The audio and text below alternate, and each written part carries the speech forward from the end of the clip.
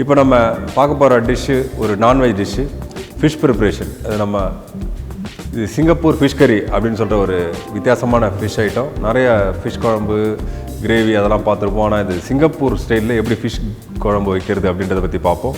நம்ம அதுக்கு முன்னாடி இதோட தேவையான பொருட்கள் என்னென்னு பார்த்துட்டு வருவோம். மீன் துண்டுகள் 5 நம்பர், வெந்தயம் 5 கிராம், கடுகு 5 கிராம், வெண்டைக்காய் 20 கிராம், கத்திரிக்காய் 20 கிராம், கருவேப்பிலை சிறிதளவு, பொடியாக நறுக்கிய வெங்காயம் 100 கிராம், பொடியாக நறுக்கிய தக்காளி 100 கிராம், மஞ்சள் தூள் 1 சிட்டிகை, தனியாத்தூள் 20 கிராம், மிளகாய்த்தூள் 15 கிராம், பச்சை மிளகாய் 5 நம்பர், சோம்பு 5 கிராம், ஜீரகம் 5 கிராம், குண்டு மிளகாய் 5 நம்பர், உரித்த பூண்டு 10 நம்பர், சமையல் எண்ணெய் தேவையான அளவு, உப்பு தேவையான அளவு.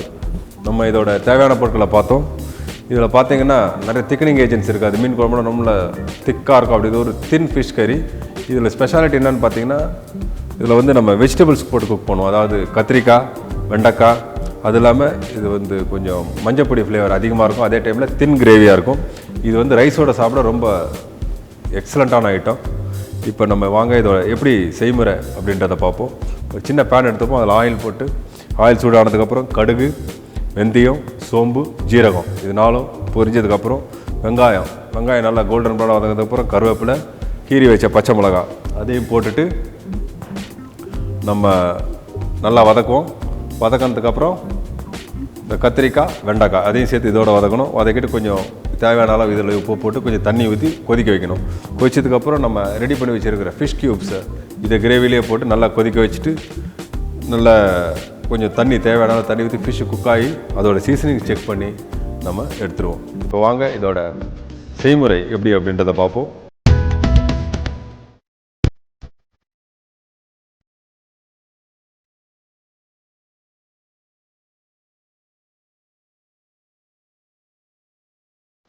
நம்ம திக் பாட்டம் பேன் எடுத்துட்டோம். அதில் வந்து முன்னாடி சொன்ன மாதிரி உங்களுக்கு தேவையான அளவு எண்ணெய். நம்ம எண்ணெய் சூடாகிடுச்சு. இதில் நம்ம நல்லா கடுகு போட்டுறோம். இது பொரியும் போது தேவையான கொஞ்சம் வெந்தயம், அதுக்கப்புறம் சோம்பு, ஜீரகம்,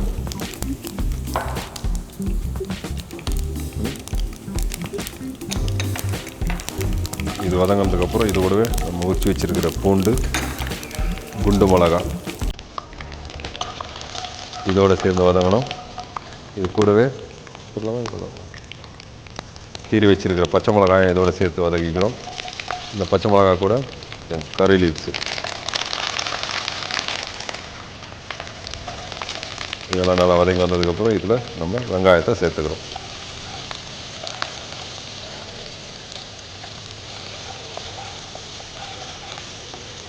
இந்த வெங்காயம் நல்லா கோல்டன் ப்ரௌனாக வதங்கணும். அப்போ தான் உங்களுக்கு வந்து நல்லா டேஸ்ட் இருக்கும். இது நல்லா கோல்டன் ப்ரௌனாக வதங்குற வரைக்கும் நல்லா வதக்கிட்டு இருப்போம். இப்போ நம்ம இந்த வெங்காயம் எல்லாம் நல்ல ஆயிலில் சேர்ந்து நல்லா கோல்டன் ப்ரௌனாக வதங்கி வந்துட்டுருக்கு. அடுத்தது நம்ம இந்த கத்திரிக்காய், வெண்டைக்காய் நம்ம ஏற்கனவே வெட்டி வச்சுருந்ததை போட போகிறோம். இதோடு சேர்த்து வெண்டைக்காய் இது ரெண்டுத்தையும் இதோடு சேர்த்து வதக்கணும்.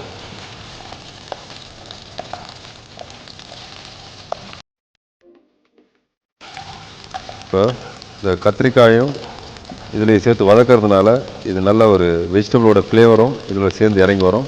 நம்ம இதோட கொஞ்சம் மஞ்சப்பொடி கொஞ்சம் தாராளமாகவே போட்டுவோம். ஏன்னா இந்த குழம்பு வந்து கொஞ்சம் மஞ்சளாகவே வரணும். சொன்ன மாதிரி தின்னாக இருக்கும். இதுக்கப்புறம் இதுலேயே இதுக்கு தேவையான அளவு உப்பு,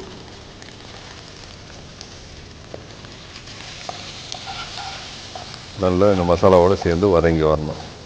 பாருங்கள் நல்லா வதங்கி வந்துடுச்சு. இதுக்கு அடுத்தது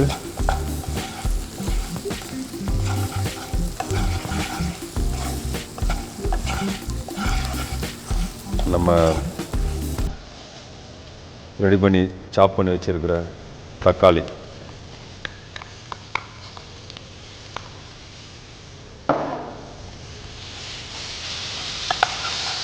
ஒரு அந்த மசாலாவோட வரணும். அடுத்தது நம்ம இதுக்கு தேவையான அளவு காரம், சில்லி பவுடர் போட்டுக்கலாம். அடுத்தது தனியா பொடி,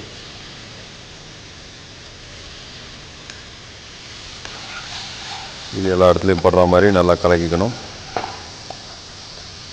பாருங்கள், கலங்கி வந்துடுச்சு.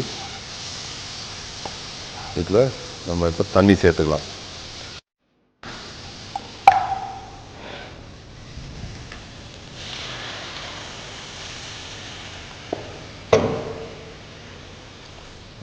குழம்பு பாருங்கள், நல்ல குழம்பு மாதிரி வந்துச்சு. தின் கிரேவியாக வரும். இது நல்லா ஒரு கொதி கொதிச்சதுக்கப்புறம் நம்ம மீனை இதில் போட்டு இறக்கணும். பாருங்கள், இப்போ இந்த வெஜிடபிள் வெண்டைக்காய், கத்திரிக்காய் எல்லாம் வந்து நல்லா சாஃப்டாக வெந்துடுச்சு. அதேமாதிரி குழம்பு நல்லா கொதித்து மணமாக வந்துட்டுருக்கு. இப்போ கடைசியாக இந்த குழம்புல வந்து நம்ம இந்த ரெடி பண்ணி வச்சுருக்கிற மீன் துண்டுகளை இதில் போட்டு கொதிக்க வச்சு இறக்க போகிறோம். ரெடி பண்ணி வச்சுருக்கிற மீன் துண்டுகளை இந்த குழம்புல போட்டு கொதிக்க வச்சு இறக்குவோம். சொன்ன மாதிரி ஒரு தின் மீன் குழம்பு, சிங்கப்பூர் ஸ்டைலில் இந்த மாதிரி காய்கறிலாம் போட்டு தின்னாக வச்சுருப்பாங்க. இது நல்லா கொதித்து மீன் சாஃப்டானோன்னு அப்படியே எடுத்து வச்சு பரிமாற வேண்டியது தான்.